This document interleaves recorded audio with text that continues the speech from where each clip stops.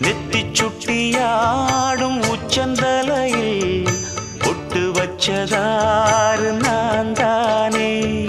அத்தி மரப்பூவும் அச்சப்படுமா அக்கத்தோணையாறு நீதானே. ஆசை பேச்சில் பாதி மூச்சில் லேசாதேகம் சூடேற